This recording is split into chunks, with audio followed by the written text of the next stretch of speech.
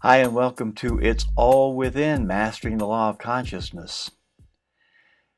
In previous videos, we've covered the basics of what the law of consciousness is, how consciousness is the one and only reality, and how consciousness, for creation's sake, appeared to divide itself into two aspects, the conscious and the subconscious, and how the subconscious is personal how the conscious is personal and selective and the subconscious impersonal and non-selective, and that feeling is the only way, the one and only medium through which ideas are conveyed upon the subconscious or to the subconscious, which accepts these ideas and objectifies them.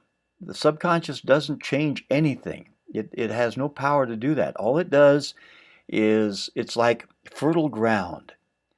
If you're going to plant a seed, you want nice, fertile soil. Well, the subconscious is that fertile soil, and it accepts the seeds that we plant upon her, impress upon her, and objectifies them in our physical world. Because what we see is what we have given to the subconscious. Those are the conditions, the situations in our life. I know sometimes that's hard to accept.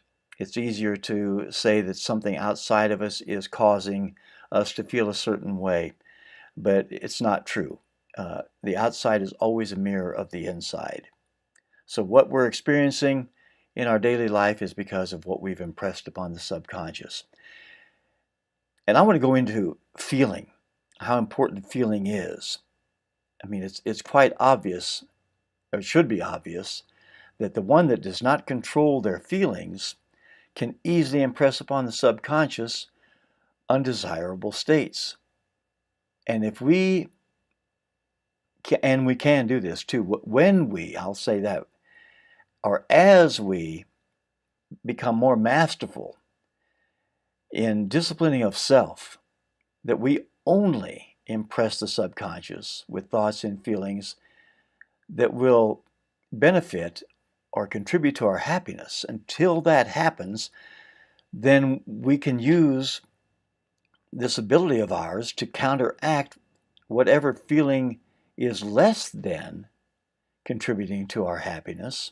Because there's really, if you get right down to it, there are only two feelings. One, we feel aligned.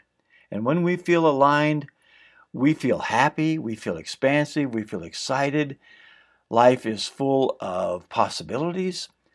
Yet if we slip into misalignment, and this body of ours, this human body, is so amazing because it's an emotional filter. We know when we feel good. We know when we don't. When we don't feel good, we are distorting. We have a distorted view of things.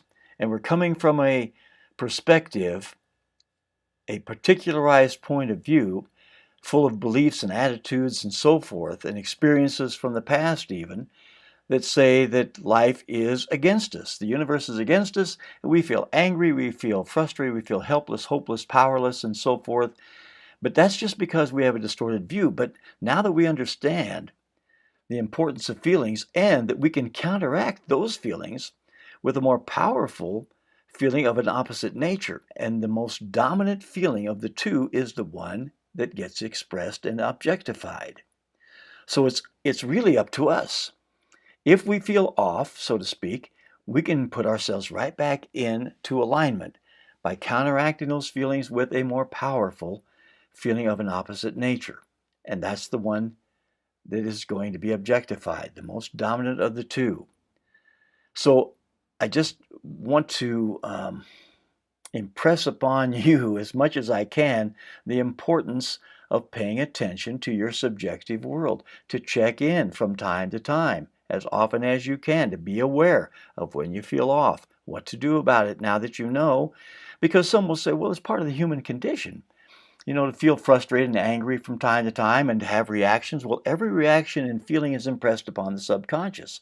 And the subconscious, being non-selective, feels like that's what the gift we want for ourselves, and it will give it right back out, and we'll express it in our visible world. And we wonder, well, why in the world is this happening? Well, it's because you've impressed the subconscious with these feelings and reactions. Now, until we gain complete self-mastery of the thoughts and feelings that we give the subconscious, because that's the highest and the most accomplished we can be, to feel whatever we want to feel regardless of appearances. Until that happens, there are two other ways that we can, doorways or gateways into the subconscious. One of those is sleep. And I'm really looking forward to sharing with you how important sleep is. But just to give you a little preview, because we'll do that in our next video. But what we take into the subconscious as we fall asleep, because once we're asleep, the conscious mind is no longer selective. It's choiceless at that point.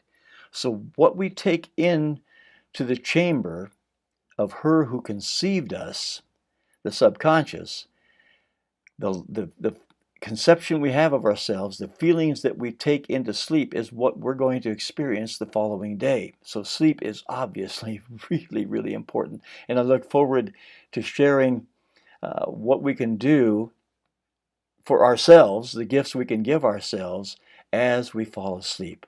So I look forward to sharing that and our next time together. Thanks so much for joining me.